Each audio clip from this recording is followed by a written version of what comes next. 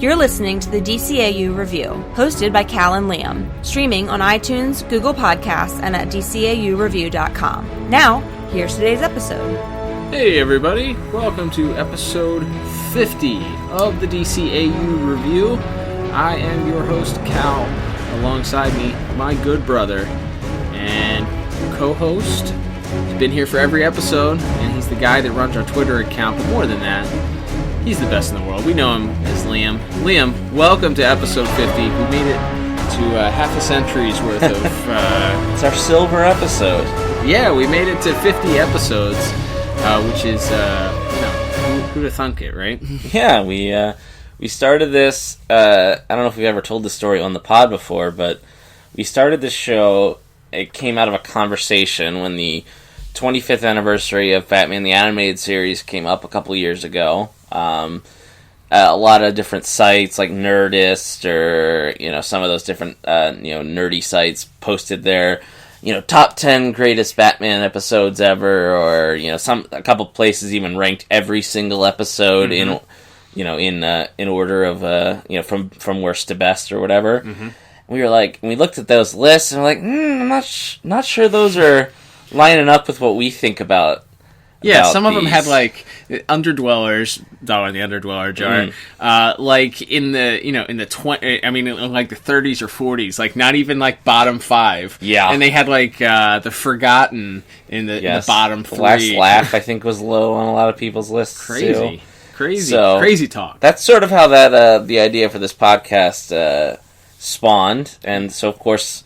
We're big Batman fans, obviously, and as you know, if you've been listening the last few weeks, we're doing an Elseworlds Batman month, taking a break from the main DCAU continuity, looking at 4 different versions of Batman to help celebrate Batman's 80th birthday, which of course came up just at the end of last month. So we're continuing through with another different version of Batman this week, and that is the Batman featured in the Under the Red Hood direct-to-DVD movie. That's right. We like to occasionally drop in some of these animated movies. We've covered Mask of the Phantasm, which was that the only movie we've covered so far? I guess you could technically say, if you're one of the people that refers to World's Finest as the Batman-Superman movie, there you go. Then that's another movie that we've reviewed. Sure, so this would be our first Elseworlds DC animated feature that we're covering here. So it's interesting, again, we're outside of our normal continuity, different voice cast, different style of animation, but some things that still feel somewhat familiar. We're still dealing with a lot of the same Batman characters. Batman, Nightwing is actually in this feature, and of course we are introduced to Jason Todd, who does not make an appearance in the DC animated universe. So we get introduced to this character. Liam, you and I are huge DC fans, obviously growing up on Batman the Animated Series and Batman Beyond and Superman and the like. Obviously, we're huge DC guys. So this story actually comes from a series of comics that came out sometime after Batman Hush, which, if you're listening to this, more than likely you've read Hush, but if you haven't, it's one of the top Batman stories ever told. Definitely, we had a conversation a couple months ago. If you were to tell somebody where to start with Batman comics, where would you go? I think modern day, you got to tell them to go to Hush. Yeah, it just incorporates everything. But this kind of came out of that. This storyline did. There was Jason Todd, of course, was killed in the mid to late 80s via fan vote. Yeah, fans decided that they just absolutely hated this version of Robin, and famously were given the choice via I think a 1-900 number. Correct. So they paid. Not only did they vote him to die, they paid to vote him to die. And DC Comics ended up killing Robin, and killing this version of Robin, Jason Todd. Of course, that would pave the way for one of your favorite characters, Tim Drake, to eventually come into continuity. But so famously killed.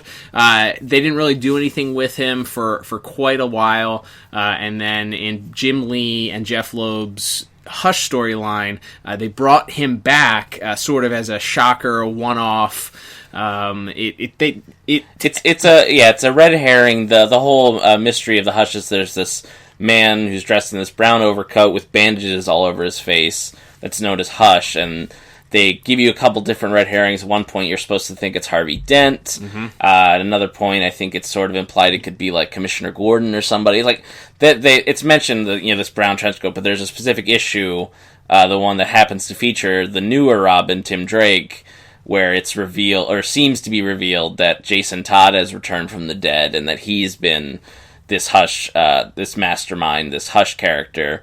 Now that, of course, turns out to be something of a red herring. No spoilers, but go read Hush. Yeah. If you've read it, you know what the story is. But probably about a year after that, they introduced a new story called Under the Hood, which, of course, for this was slightly renamed to Under the Red Hood. Right. It was written by Judd Winnick, who also wrote the movie here. Mm-hmm. And basically, it was taking that idea of Jason returning from the dead, of Batman's greatest failure coming back to haunt him, and made it into sort of injected Jason back into the main continuity of DC Comics as this character, the Red Hood, who is a sort of a would-be mob boss who's sort of cutting in on the territory and giving some guys some better deals on like how much money he'll take off the top. But so he's what we would classify as your classic anti-hero.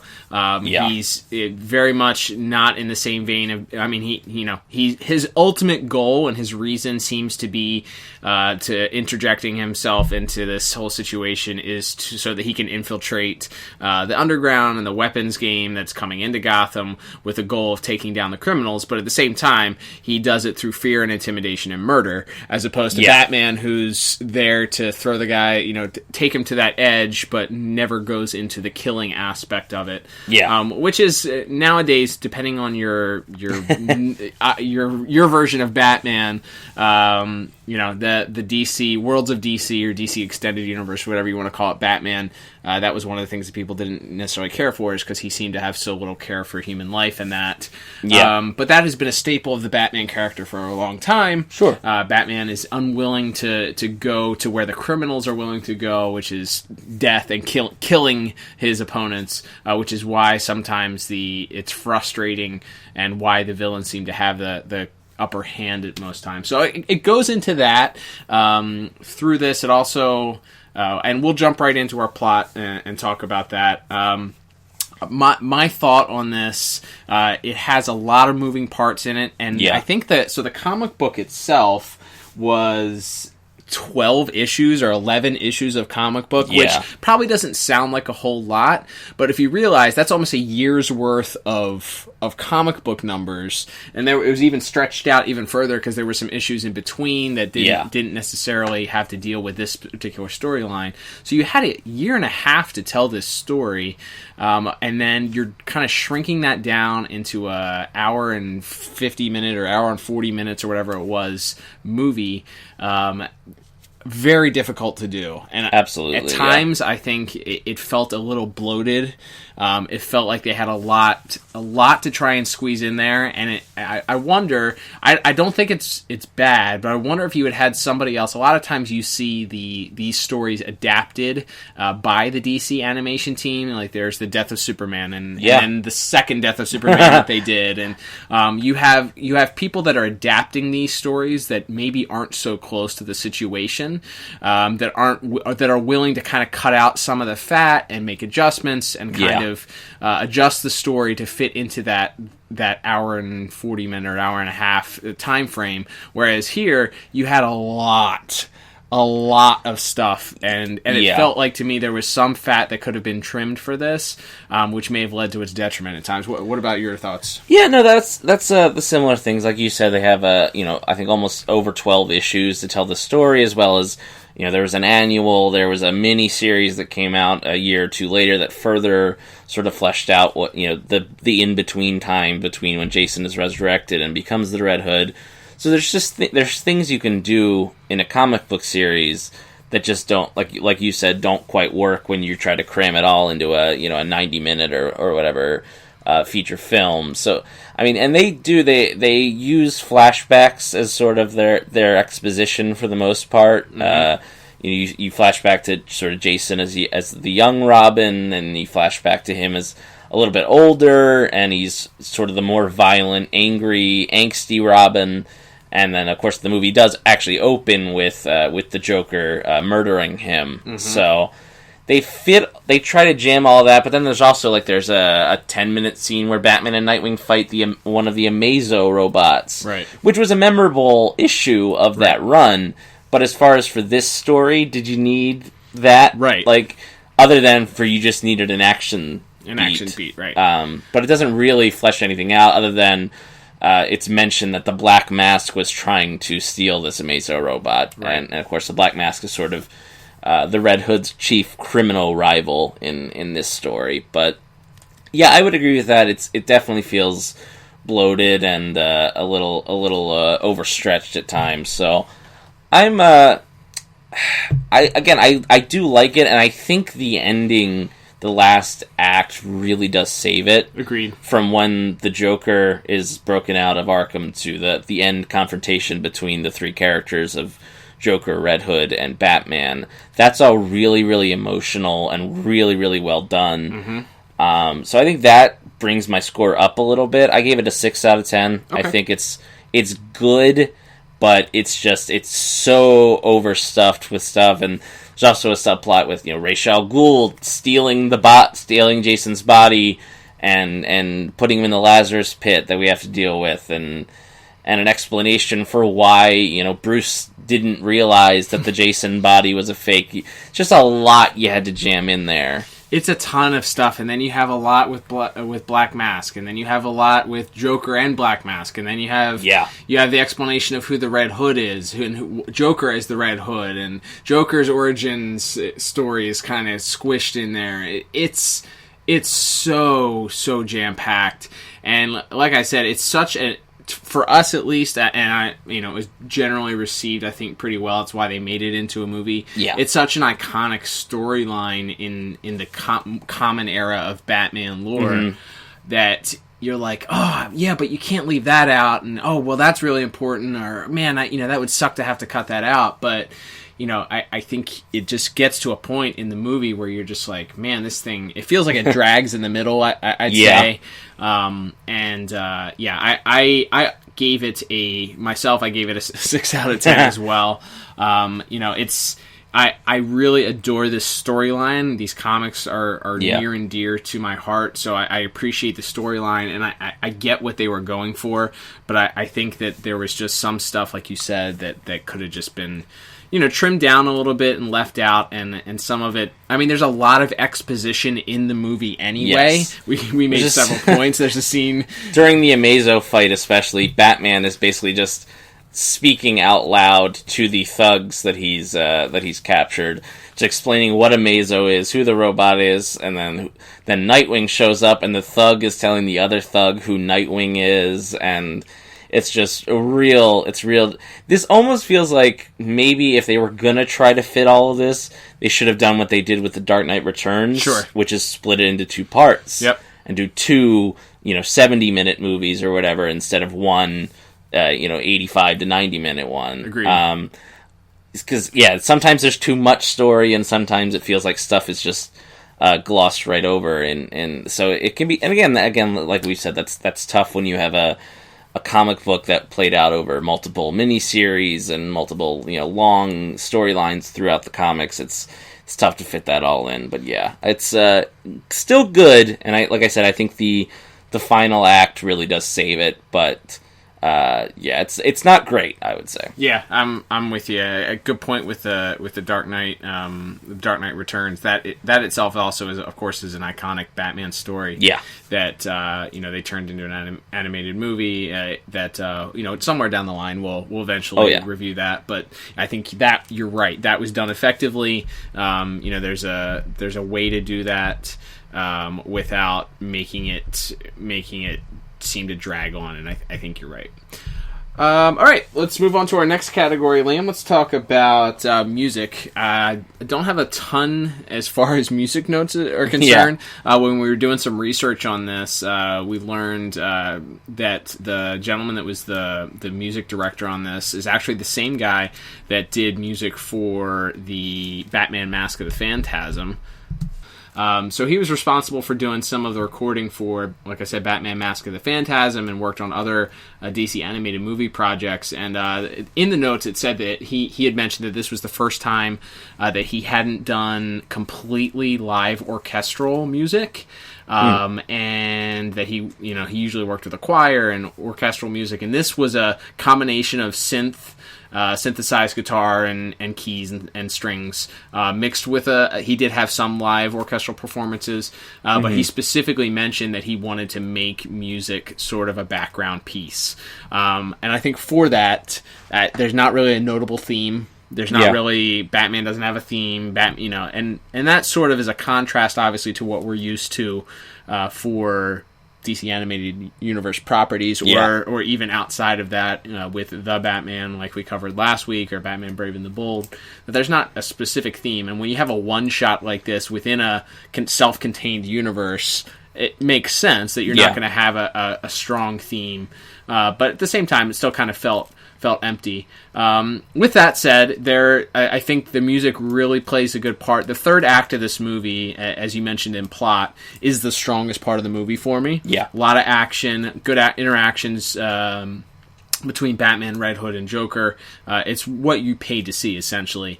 And it's I think the music adds to that. There's some good tension pieces. It's background. It's not in the forefront. But I think that saved it from just kind of being an afterthought. And knowing specifically what the composer was looking to do helps. He wanted it to be background, set the mood type of music.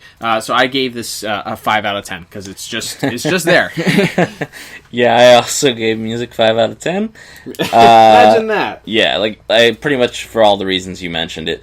It is clear that it's intentionally holding back in a lot of moments. It really wants you to focus on the dialogue and the interactions between the characters. But yeah, it feels like there's full scenes in this movie that don't have a note of music, and that does work, I think, to an extent. But as far as when you're trying to give a score to a score, it can be a little difficult to grade that. And we've talked about that plenty of times, about how sometimes the grades don't necessarily always mean, oh, this was bad or this was a detriment in any way. It's just because it wasn't such a factor, you kind of give it that middle of the road score. And notably, I think one example of that is that opening scene where Joker is killing Jason Todd. He's beating him with a crowbar, and I think that scene could have used some heightened intensity, and there's I think there was a contrast between what's happening with the Joker and Jason Todd versus Batman, who's rushing to the scene.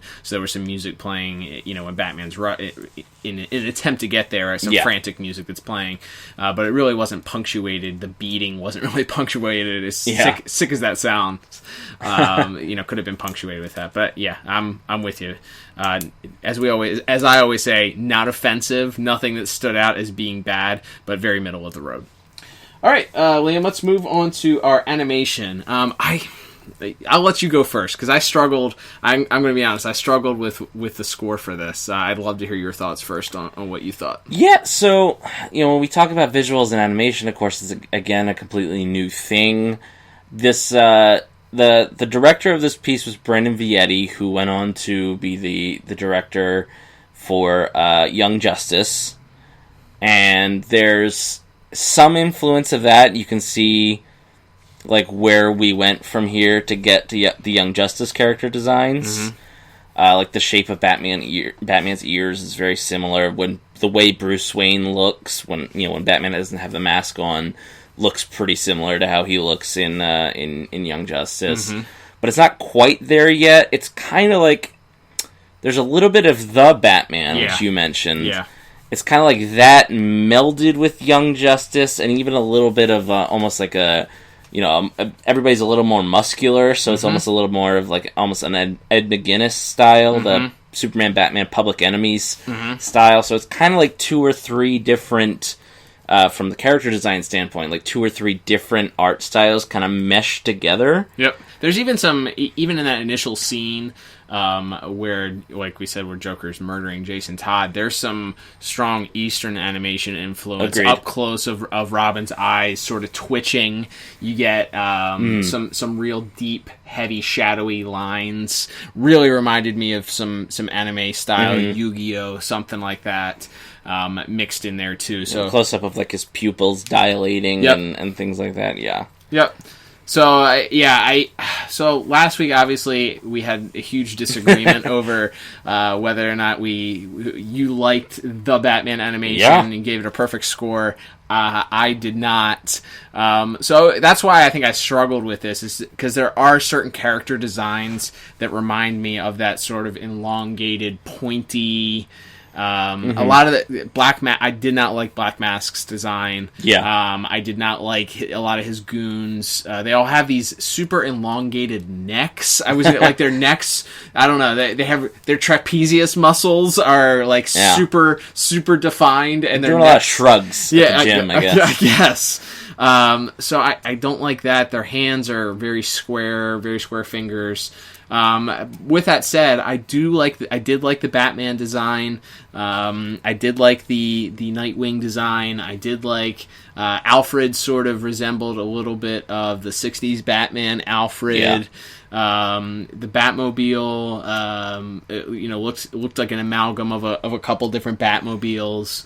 The Joker design was good.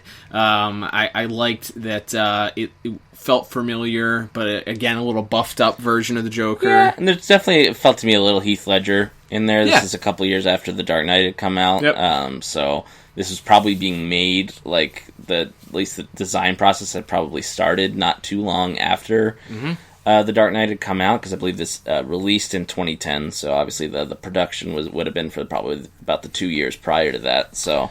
There's also some good. That's a good point. There's also some good 360 kind of pans. Some Batman's chasing the Red Hood in the third act, and he comes around the corner, jumps across. There's a good pan there that happens in the very final, next to last scene. The interaction between Batman and Red Hood. He has to make the choice. He's telling him to choose between killing Jason and killing Jason's going to kill the Joker. Yeah, and he throws this gun at Batman. And there's it follows the gun as it lands in Batman's hands, and then in reverse fashion, Batman turns around and throws a batarang back at him, and it follows the batarang to hit Jason's gun.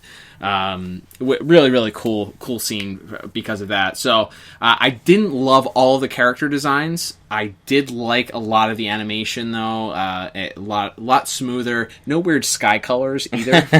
no puke green sky color. So I actually bumped my animation score way up from last week. I gave animation an 8 out of 10. Yeah, I would agree with you. There's a lot of CGI used as well, sort of mixing with the 2D animation, and in some scenes it feels a little jarring. There's a scene where one of the first times Batman's chasing the Red Hood Hood's in a car, and the car is CGI, and sort of that felt a little wonky to me. Okay. I didn't like the look of that, but then, as you mentioned near the end, when he tosses the gun to him, the gun is CGI, and you follow it, and that looks, I thought, really, really good. Yep.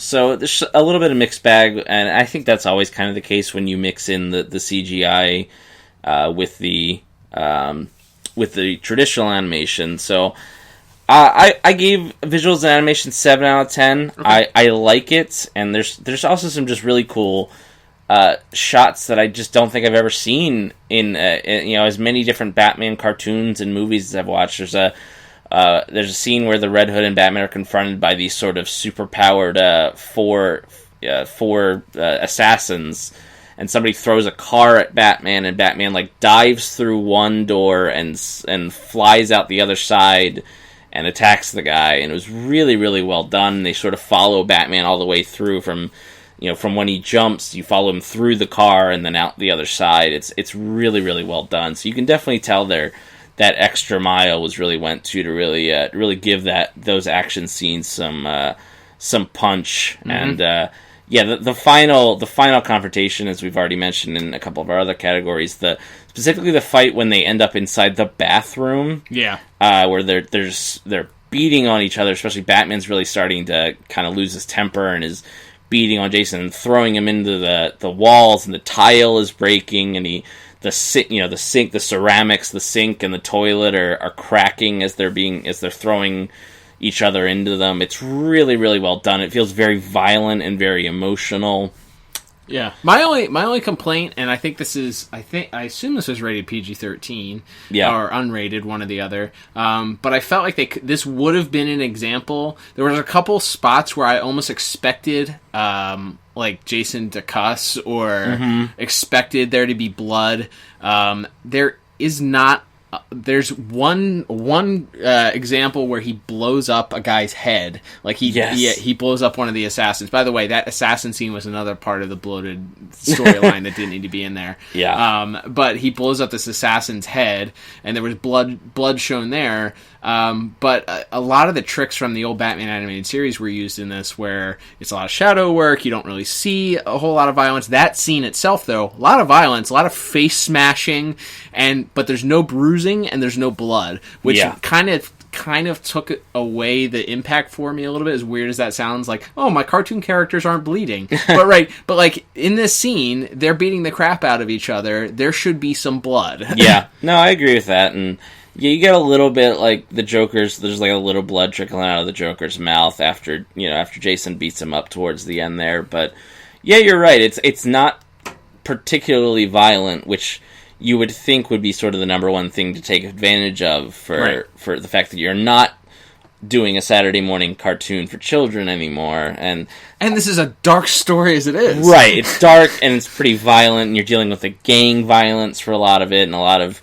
Red Hood isn't using laser cannons or stuff, like he's using bullets, and so you would think there would be a little more evidence of that, but other than sort of everybody gets a little disheveled, and like Batman has a couple cuts on his cape, and you can sort of see the body armor poking out, which is actually a really cool little thing that they did. Yeah, I would agree. But yeah, you don't see them wearing the wounds of war, as it were, as much as you might expect for the type of story and for what you would think they would have the ability to do with the PG-13 rating. I would agree. All right, so let's wrap it up with our final category of the day, Liam. That is going to be voice acting. We have a huge cast here. We'll hit the main ones for time's sake. But who are our players today, and what did you think of their performances? So we have Bruce Greenwood as Batman, who, of course, also voiced Batman on the Young Justice show, which makes sense, as we mentioned, several of the people involved in that show were also involved in this project. He does a pretty good job. I think they gave him a tape of Kevin Conroy and said, hey, listen to this and do exactly what he does. Because there were times where whether his inflection, his... mannerisms, his animation mannerisms. I think it almost sounds like Kevin Conroy light. Yeah, there's some of that. He has like a little bit of I don't exactly know what regional accent he has, but he's got a little bit of a certain like draw or rasp to his voice. That I thought came out a lot, especially in the final scene as he's sort of giving his speech as to why he's never killed the Joker. But yeah, overall, I think he does a good solid job. He was probably my favorite actor of all the voice actors in here, personally. All right. So moving forward, we have Jensen Ackles as Jason Todd / the Red Hood. Of course, is probably best known for the show Supernatural, which has been on television since the Truman administration, I'm pretty sure. Also known from his every fan cast that wants Jason Todd in a people movie. Really want him to play him in live action, which I don't get it. I wouldn't go there. He's not bad. The word I wrote down for him, actually, and a few other characters, was inconsistent. Okay. I feel like he is... the beginning, I feel like he's reading off of, a script. It sounds very, and I get it. He's supposed to be this cold character, brooding character, but it came off as he was reading a script, very low emotion. I think the final scene, he sort of redeemed himself. He's really good. He's really good in when he and Bruce are kind of yelling back and forth at each other in that final scene. I thought that was a redemption piece because again, I think his performance up until that point, I didn't like it. Yeah, I think that's pretty fair. There's a lot of his dialogue is a little bit because officially they don't officially reveal that he's Jason until about, I don't know, maybe halfway through the piece or so. So it's a lot of him just talking in like cryptic tough guy language. Mm-hmm. And there's actually something I wish they had included that wasn't really here. There's two things. One is I wish there was a little more interaction with him in Nightwing, mm-hmm. because that to me is as a relationship between Jason and Dick is not really one that's ever been heavily explored in comics even, or really in any other medium. And then, of course, and again, this was obviously something that had to be cut for time, but there was a tie-in issue at the time where Jason went to Titan's Tower and attacked Tim Drake, and so any sort of more interaction with the way Jason perceived just like the general role of Robin, mm-hmm. or of these other sidekicks in Batman's world, I think maybe if you had focused more on that instead of, again, for the first 40 minutes or so, he's just sort of the generic tough guy. Agreed. Who has some sort of connection to Batman's past that, isn't completely clear until about halfway through. So maybe if his character had been a bit more focused, again, not that I'm saying that I wanted them to do a subplot where he flew to Titan's Tower. We didn't subplot. Right, we didn't need that, but maybe that instead of the Ra's al Ghul one, though. You could have done that. But something a little bit more of like how Jason perceived the role of Robin as a whole, and sort of they touch on briefly the idea that he was kind of a bit more violent and a little angry even before he's killed. But it just felt like that was maybe something they could have focused on a little bit more. If you're going to do the flashback stuff and you're going to do so much exposition to sort of have his worldview explained a little better. There's sort of a line that's thrown away during that final scene where he goes, "Oh, it's easier for you to pretend that the Lazarus pit is what made me this way. Right. But I was kind of always this way," is basically what he says. Mm-hmm. And I feel like if that had been explored a little deeper, that would have been a better use of the time, and maybe something more that, as an actor, Jensen Ackles could have sunk his teeth into a little bit more. Sure. But moving on, we have John DiMaggio as the Joker. John DiMaggio, famously, as we mentioned, Aquaman on Batman the Brave and the Bold. He was Bender on Futurama. Has done tons of other animation work. Mm-hmm. I love him as the Joker. Yeah, I think he's really, really good. There is absolutely a certain Mark Hamill-ish quality to it. They play here. Listen to these Mark Hamill tapes. Go. He's not quite as he's not quite the thespian that Mark Hamill's Joker is. He's not quite as refined. Nope. He's a little more dirty, a little more surly. Yeah, that's a good word. Which I think works for it. As if you sort of imagine it as an amalgam between the Ledger Joker and the Hamill Joker, I think that's kind of where he sits. Yep. As he's still got that very theatrical quality to him, but he's not. He's a little more of a. I feel like this Joker's a little more of a thug. Like he's a little more of a. Agreed. A little more of a brute than maybe the Mark Hamill Joker is. That's why he's so muscular. Yes, of course. He works out and when his bones aren't broken by Batman. That's right. But I thought he does a really solid job, and then I thought he and Batman's performance I thought were the best in the whole movie. Yeah, I would agree with that. And then sort of rounding out the cast, we have television's Neil Patrick Harris as Nightwing. Nope. And nope. I just put no.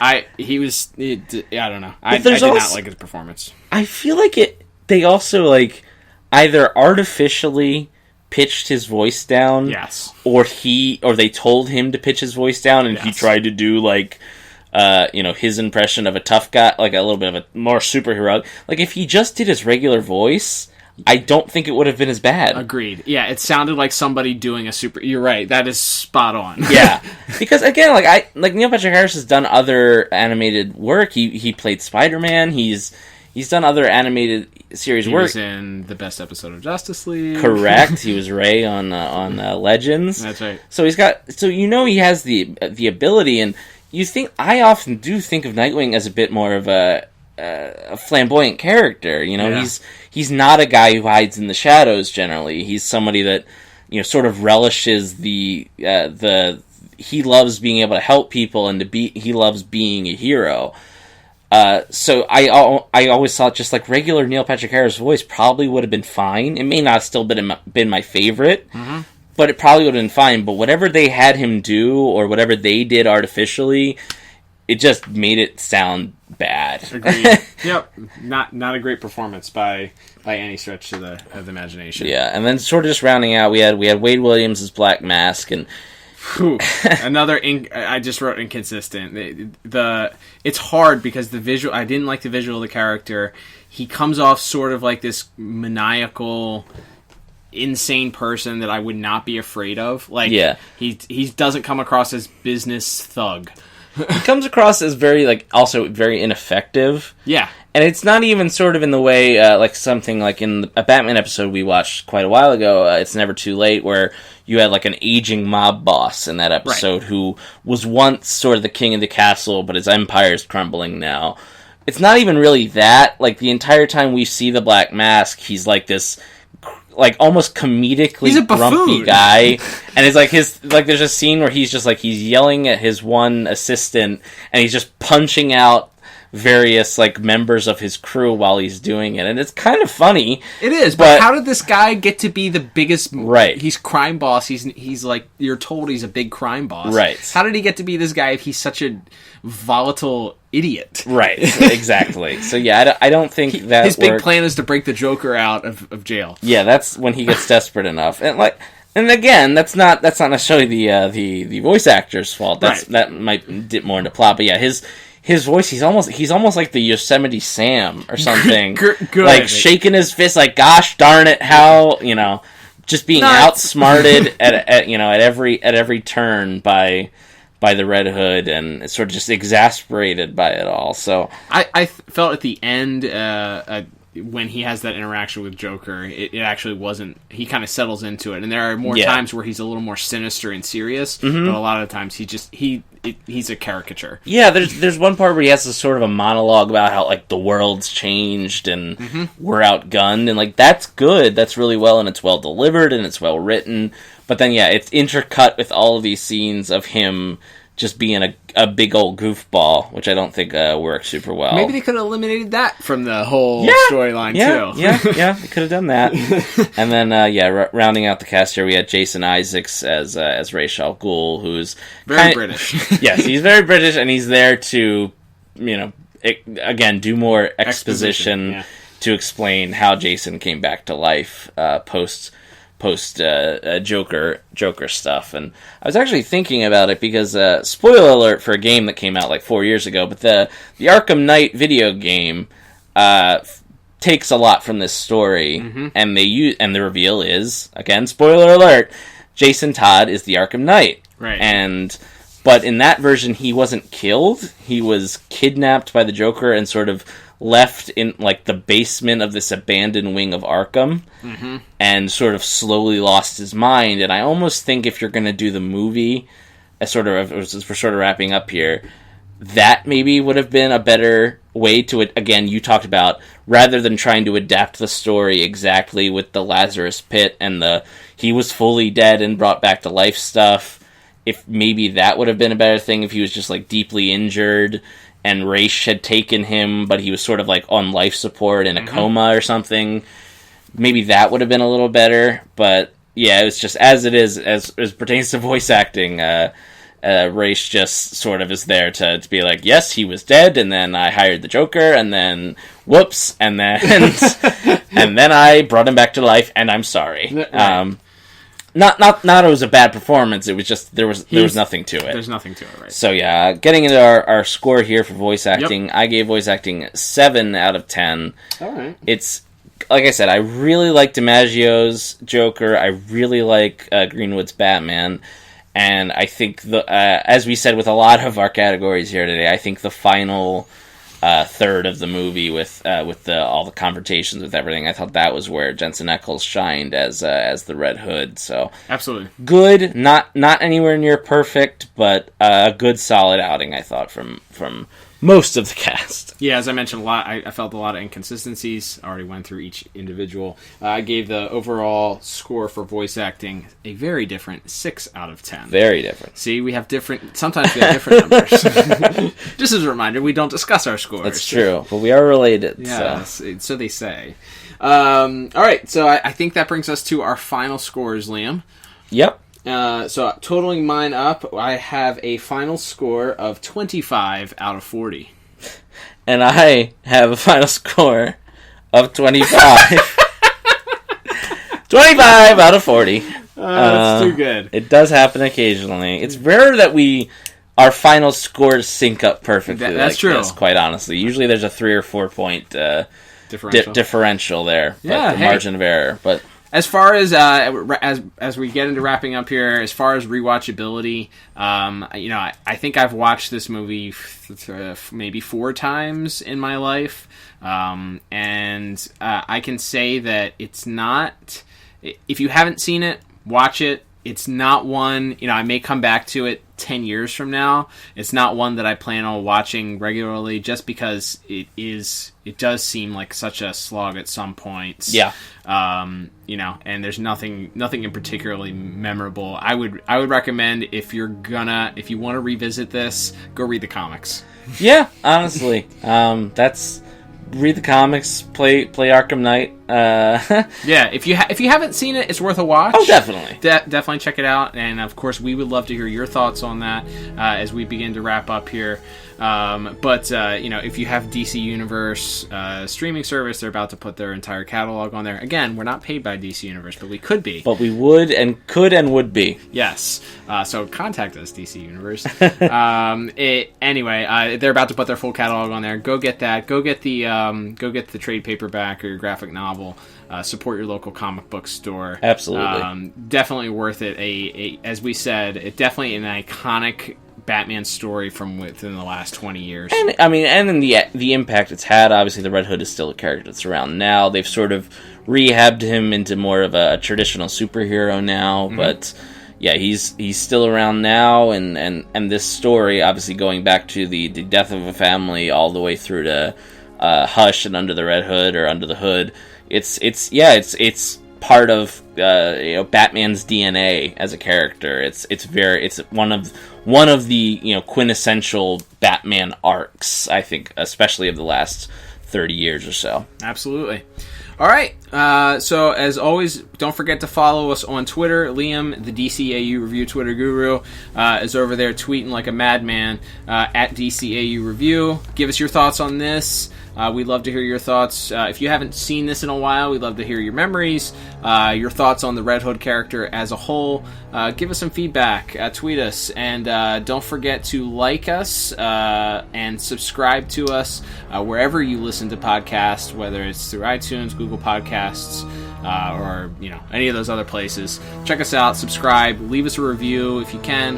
And don't forget to tweet us some ideas for what you'd like to see us coming up, right, Liam? Yeah, if we did another Elseworlds month down the line, should we focus on Superman? Should we maybe look at a Wonder Woman month? What should we look for as that? And we'll definitely be announcing what our stuff for the month of May is going to be soon on our Twitter account.